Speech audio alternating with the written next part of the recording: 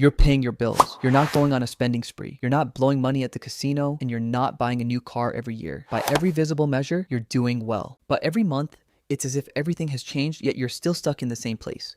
Your balance barely budges. Your goals still feel out of reach, and in the back of your mind, there's a quiet, unsettling feeling, as if you're running on a treadmill set to a speed so fast you'll never actually get anywhere. You watch others go on vacation, get married, talk about investments, and you wonder, what do they know that you don't? It's not because your financial situation could get worse. It's not because you're earning enough. It's because you've developed a series of skills that seem completely normal, even responsible. These aren't dramatic mistakes. They don't feel like mistakes. They look like the things everyone else does. And that's exactly why they're so dangerous. The most costly limit in your life is the one you're not even aware of. 1. Pay yourself. Last, most people manage their paychecks like this. Money comes into the account. Rent goes out, bills, car payments, phone bill, subscriptions, credit card minimum payments, all obligations are taken care of first. Social expenses come next, meals, drinks, events, and finally, in theory, whatever is left over should go towards savings. But there's never anything left over. There's always one more expense. There's always something that feels urgent. There's always a reason why this month isn't the month you'll actually start saving. This is what it means to pay yourself last. The problem isn't discipline. It's prioritization. Until you've paid everyone else, nothing is left for the person who actually works to earn the money. That is you. Wealthy people do the exact opposite. As soon as income comes in, a percentage is automatically transferred to savings. Before you see it, before you can spend it, before your lifestyle has a chance to consume it. This isn't a matter of willpower, it's a matter of structure. Think of savings as a bill. The first bill, at least 10%. Automate it. A separate account. When you pay yourself last, you guarantee yourself nothing. When you pay yourself first, you guarantee yourself a future. 2. Spending to save you bought a pair of shoes because they were 40% off. Even though you only needed one pair, you took advantage of the buy two, get the third free promotion and bought 3 pairs. This seems like a simple calculation. If I pay $60 for something that normally costs $100, I've saved $40, right? You're wrong. You spent $60. That $40 never actually existed. It was just a number on the screen designed to make you feel like you'd made a profit. Discounts exist because they work. They create a sense of urgency. They instill the fear of missing out. They create an artificial deadline that forces you to make a decision without thinking clearly. Black Friday, flash sales, limited time offers, they all work on the same principle, making you feel that waiting is more expensive than buying. If you weren't planning to buy before the sale started and you're not willing to pay full price, that discounted price isn't an opportunity. It's just a smaller amount you don't need to spend. The best purchase you'll ever make is the one you decide not to make. 3. Not tracking where your money goes. If you ask most people how much they spend on food each month, they'll give you a rough estimate. If you ask them the total cost of their subscriptions, they'll hesitate. If you ask for a full breakdown of their monthly expenses, they'll change the subject. You can't control what you don't measure. And when you don't measure your spending controls you. Seeing the numbers in black and white forces you to be honest. You can't just ignore the 200 lira you spent on a food delivery. When you see that the monthly total for services you barely use has reached 90, you can't ignore the fact that your subscriptions are steadily increasing. Most people avoid tracking their expenses because they don't want to know. Not knowing feels comfortable until it no longer does. Right now, you're reacting, not planning. Instead of coming up with a solution, you're hoping things will sort themselves out. Track everything for a month. Every cup of coffee, every impulse purchase, every automatic payment you've forgotten. The picture that emerges will be unsettling, and it will show exactly where your money is going. 4. Lifestyle shift. You've received a pay raise. Finally, more money is coming into your pocket. You've worked hard for this. You're renovating your apartment, buying a nicer car, and eating out more often. 6 months later, you notice something troubling. You're earning more than ever before, but you still feel just as broke as before. Your bank balance looks the same. Your financial stress hasn't changed. The only difference is that your basic expenses have risen enough to consume everything the raise was meant to cover. This is the lifestyle creep. Your expenses automatically rise to match your income. Luxuries quietly become necessities. A nicer apartment no longer feels nice. It starts to feel normal. Once you've inflated your lifestyle, scaling it back feels like failure, so you get stuck at a higher spending level. 5. Using your credit card as a safety net. Spend now, worry later. By the time the bill arrives, you'll have received your paycheck again. But things never quite go as planned. The balance rolls over to the next month. Interest accumulates. The debt grows steadily. Not fast enough to panic you, but consistently enough that you'll never be able to escape it. 1 month, you'll almost pay off your debt entirely. Then something comes up and you're back to square one. The psychological issue runs deeper than the mathematical one. Credit cards separate the pain of payment from the pleasure of buying. You get the product now. The discomfort comes weeks later. You tap your phone, click once, and the money feels abstract, unreal. This broken feedback loop makes overspending painless until the statement arrives. There's only one rule to fix this. If you can't pay off your debt in full today, you can't afford it.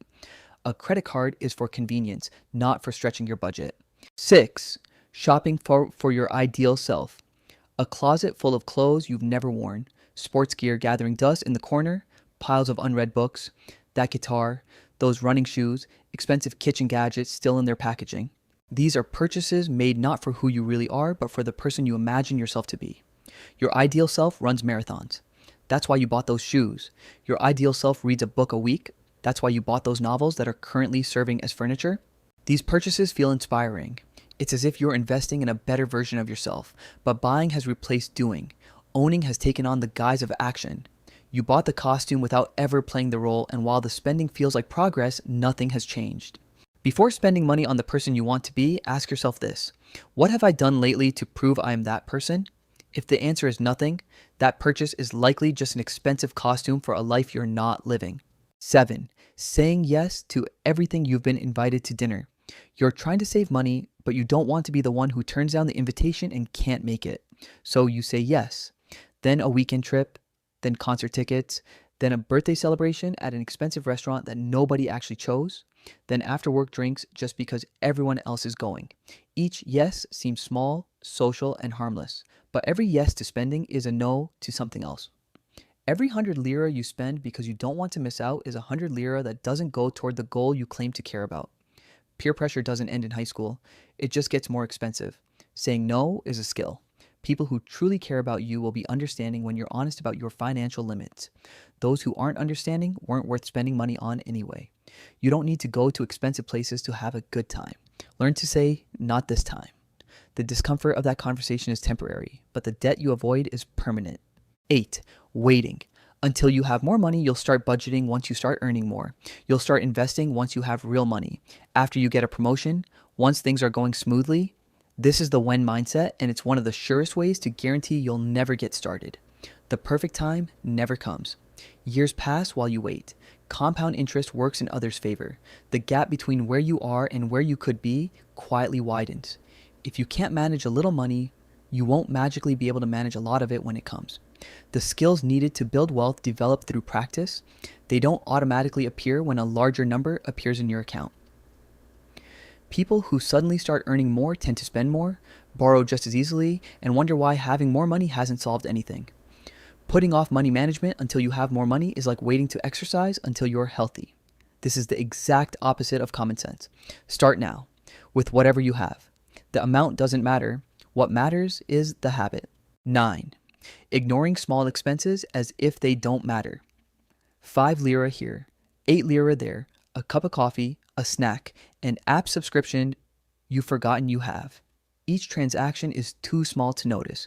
On its own, it seems insignificant, but small expenses accumulate just like investments, only in the opposite direction. 5 lira a day, 150 lira a month, 1,800 lira a year, 20,000 lira in 10 years. 30 lira subscriptions for services you barely remember add up to 360 lira a year. The problem isn't the coffee, it's a lack of awareness. Because small expenses seem insignificant, they slip by unnoticed and multiply without accountability. Your budget doesn't care whether money leaves in big, dramatic chunks or in small, painless drips. It only knows the total. I'm not saying don't buy coffee. I'm not saying use every penny sparingly. I'm saying know what you're spending your money on. Know the monthly total. Turn this into a conscious choice rather than an invisible leak. The goal isn't deprivation, it's awareness. 10. Putting off investing. You'll invest when you have more money, when the market seems less intimidating, when you've paid off all your debts, when you feel ready.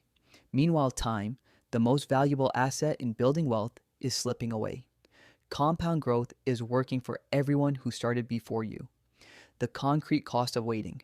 Someone who starts investing 200 lira a month at age 25 will reach approximately 600,000 lira by age 65. Someone who starts with the same amount at age 35, however, will end up with approximately 270,000 lira. A 10-year delay reduces the total amount by more than half. Because compound growth is exponential, the math is ruthless. You don't need to be an expert. You don't need to pick individual stocks. A simple index fund that tracks the broader market requires no special knowledge and has historically delivered an average annual return of around 10%. Open an account, set up automatic transfers. Let time do its work. Even if it's just 50 lira a month, start now. 11. Refusing to invest in financial education. You spend 50 lira on a meal without batting an eye, 200 lira on a pair of shoes you'll wear just twice, thousands of lira a year on things that bring only momentary pleasure, but spending time or money to learn how money actually works. That sounds like an optional thing. It's something that will eventually have to be done. This is the most expensive habit on this list.